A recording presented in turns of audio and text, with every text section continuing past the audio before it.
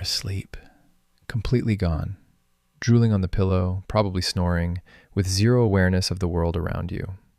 By every biological measure, you are helpless. Now move that exact same body out of your bedroom and into a tent. One thin sheet of nylon, almost insultingly thin, is all that stands between you and a forest full of animals that could end you without effort. Lions, bears, wolves, leopards. Creatures that can hear your heartbeat across a clearing, catch your scent from far off, and see in the dark while you lie there with your eyes shut. And still, you wake up in the morning. Every single time. Why? Really sit with that for a second. A sleeping human is just meat. Slow meat. Quiet meat. Meat that can't fight back, can't run, and barely notices anything is wrong until it already is. By that logic, predators should be circling campsites every night like an open buffet. But they aren't. They almost never are. And the reason isn't one neat thing. It's never one thing. It's a stack of explanations, each stranger than the one before. And together, they sketch out a kind of silent treaty between humans and the wild. A treaty older than civilization, older than farming, older than almost anything we call history. So let's go deep. Start with the part that sounds like bragging, but is really just biology. You are terrifying. Not you, exactly. You, sitting here, watching or reading this, are probably perfectly pleasant and not scary at all. But humans as a species, to a predator, are deeply, instinctively frightening. And not in any way you'd guess by looking at us. We have no claws. We're not fast. We're not strong for our size. We can barely see once the sun goes down. On paper, we're a pretty pathetic animal. And yet, when researchers at UC Santa Cruz tested it, the result was startling. They played recordings of ordinary human voices, people just chatting, to wild pumas, the big cats also called mountain lions or cougars, in the Santa Cruz Mountains of California. And the pumas bolted. In the experiments, they fled from those human voices in the large majority of trials, far more often than from any harmless control sound. In a later study, they pitted humans against barring dogs directly, and it wasn't close. The pumas ran from human voices far more than from the dogs. These are animals that bring down full-grown deer like it's routine, that drag a kill straight up a steep slope, that are, by any honest measure, perfect killing machines. And they heard a couple of people talking and left. That wasn't a fluke.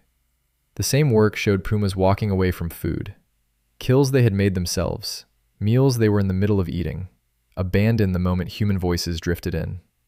They left the meat on the ground and backed off. For a predator, that's an enormous price. Giving up a kill is working for free. The calories spent on the hunt are simply gone. And they paid it anyway, because the unease of being near us outweighed the pull of hunger. That finding lined up with something biologists had been watching on several continents for years. Lions in Africa's Kruger National Park move less in areas with more human activity. Tigers in India keep a wide gap between themselves and villages, even when those villages sit in excellent habitat. Jaguars in the Amazon reroute around the places people use. None of these animals is physically unable to attack us. They've simply concluded, as a species, across countless generations, that being near us isn't worth it. And the reason behind that is one of the harshest facts in all of nature. We have hunted and killed large predators for so long and so well that we've reshaped their instincts. Sit with the scale of it. Humans and our direct ancestors have been hunting and eating meat for something like 2 million years, back to the rise of Homo erectus. As our species fanned out across the planet, the giants fell. Mammoths, giant ground sloths, woolly rhinos, saber-toothed cats, cave bears, animals that had ridden out ice age after ice age. Now, scientists still argue about how much of that was us and how much was a changing climate. And for some species, like the woolly rhino, the evidence points more to warming than to spears. But across the Americas and Australia, the timing is hard to ignore. Wave after wave of huge animals disappeared not long after people arrived.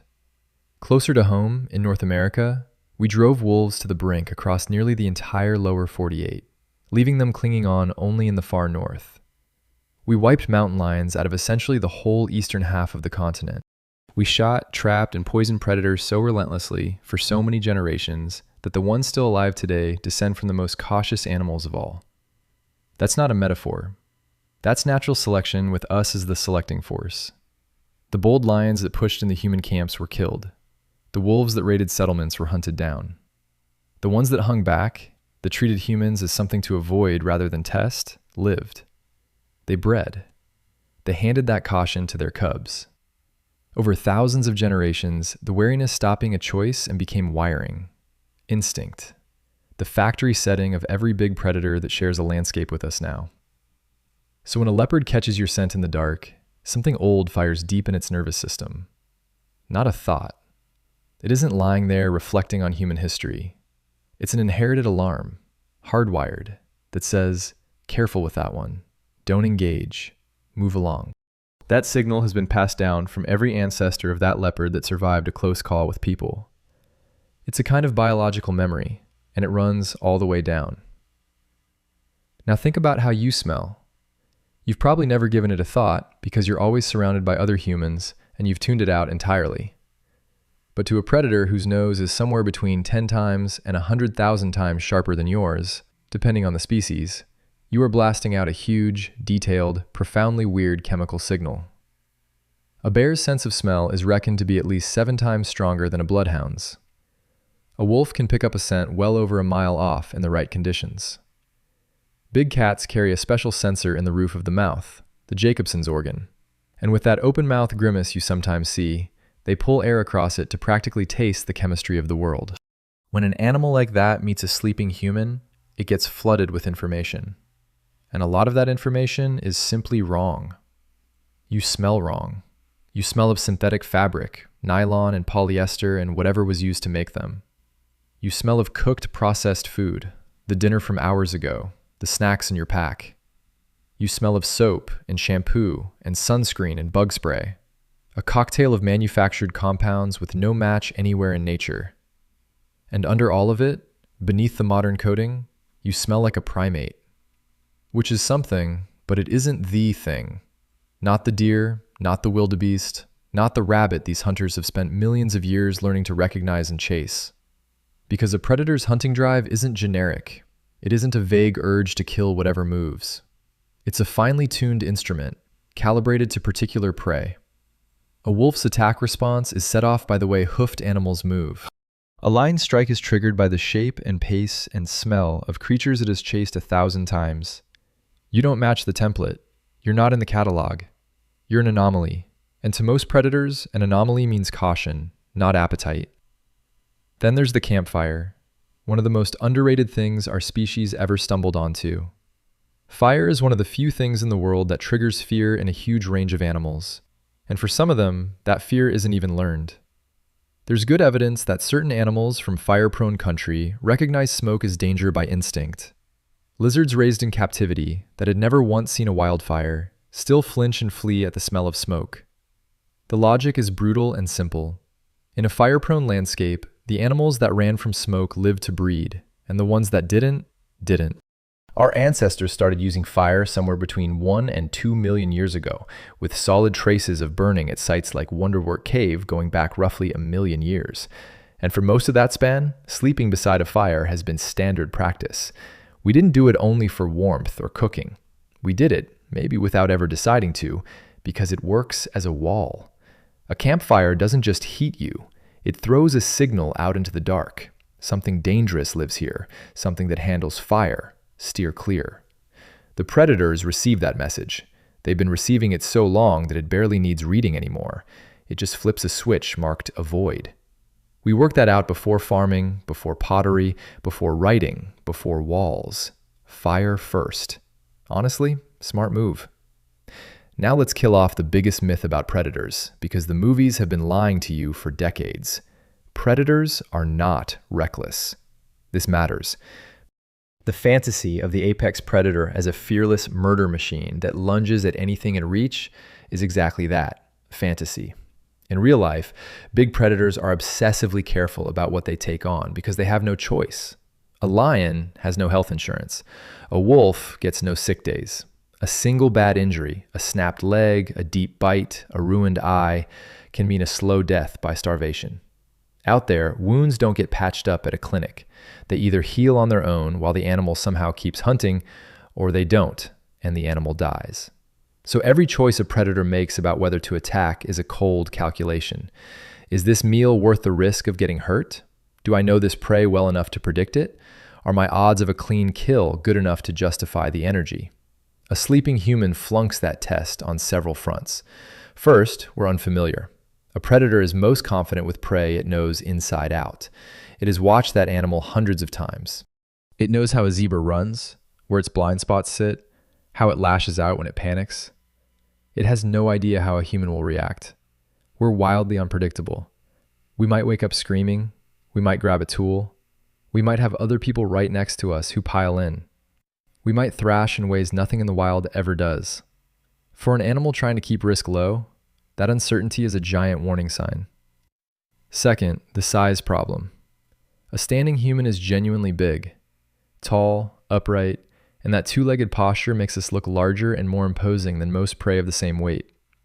Rearing up tall actually works as a threat in plenty of species.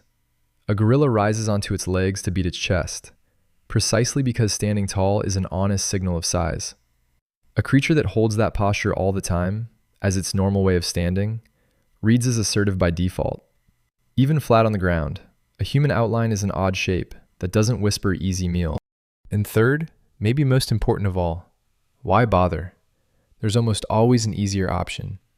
A predator with healthy turf and a working ecosystem has prey it understands, boy it's comfortable taking, prey that fits its template. Choosing something strange, unknown, and possibly dangerous when there's a perfectly good antelope or rabbit nearby makes no sense. The math just doesn't add up. Here's another piece that rarely comes up. Your sleep isn't as deep as you think it is. This is one of the quietly amazing things about being human. We sleep in cycles, dropping down into deep slow wave sleep, and then rising back up into lighter stages, including the REM sleep, where the brain hums with activity. And in those lighter stages, your brain stays remarkably plugged into the room around you. It keeps processing sound. An unfamiliar noise is far more likely to punch through into awareness than a familiar one. Scientists call this the sentinel function of sleep. The idea that even at rest, an animal keeps one channel open, half watching the dark. During light sleep, your brain is still sifting what it hears and flagging anything off. A twig cracking too loud. Something large pushing through the brush.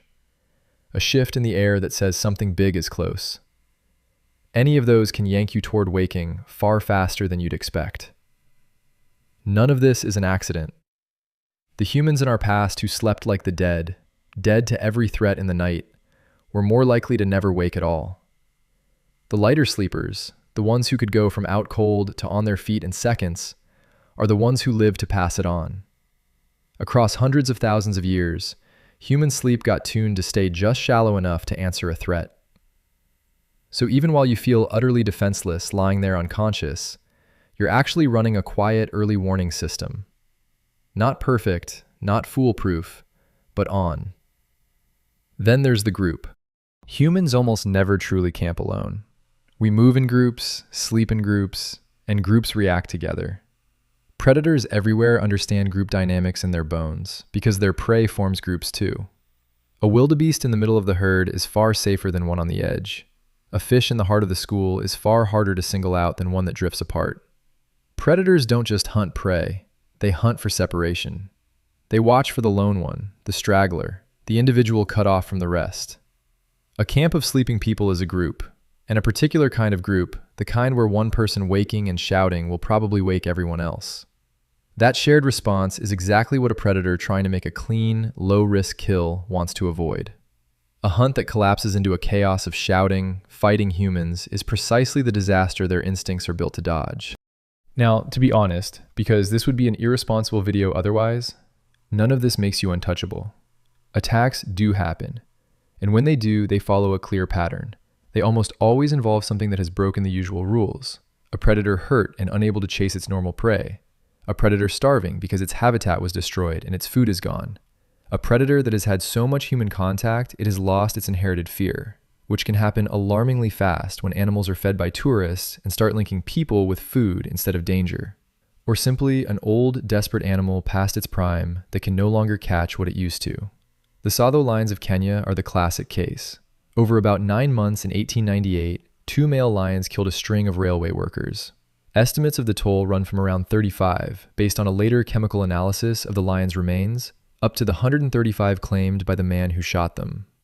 What usually gets left out is how unusual these lions were. Both were maneless, which is itself atypical, and one had serious dental damage that would have made its normal prey much harder to take down. They weren't typical lions. They were exceptions, forged by exceptional circumstances. The Champawat tiger, a tigress blamed for an estimated 436 deaths across Nepal and then India around the turn of the century, was found after the hunter Jim Corbett finally shot her in 1907 to have broken canine teeth, the legacy of an old gunshot wound to the mouth. She could no longer hunt her natural prey, and injury plus shrinking habitat had funneled her toward the only prey left that she could reliably catch. That same shape repeats through nearly every documented case of a big predator attacking people at rest. Something broke, the normal calculation shifted, the inherited caution got overridden by desperation. Which means the rule holds almost everywhere the conditions are normal. An intact ecosystem, a healthy predator, and humans who haven't scrambled the signals by leaving food out, walking up to wildlife, or skipping the fire because it felt unnecessary. There's one last layer, and I saved it for the end because it's the part that genuinely bends the mind. We have been so good at making the natural world afraid of us that we're now causing problems nobody planned for. That UC Santa Cruz research didn't just show pumas fear humans. It showed that the fear ripples out through the whole food web in ways that are hard to contain. In one study, simply playing human voices made not only the pumas, but smaller predators too. Animals like bobcats and skunks and opossums go quiet and lie low. When the big cats and the mid-size hunters all pull back from places people use, the animals they normally keep in check are released.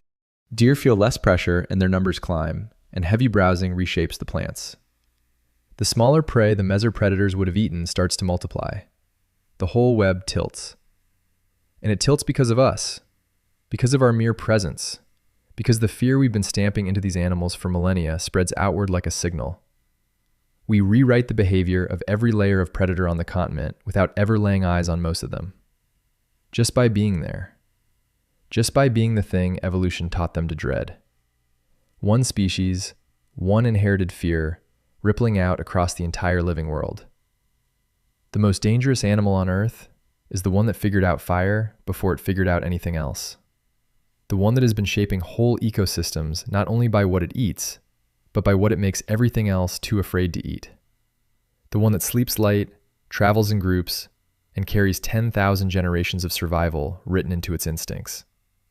That's you. That's what you are. So the next time you're lying in a tent somewhere far from anywhere, listening to the dark shift and creak beyond that thin nylon wall, and you feel that little flicker of ancient fear, let it be. That feeling is the reason your ancestors lived. But the thing out there in the dark, it isn't coming in. It knows better.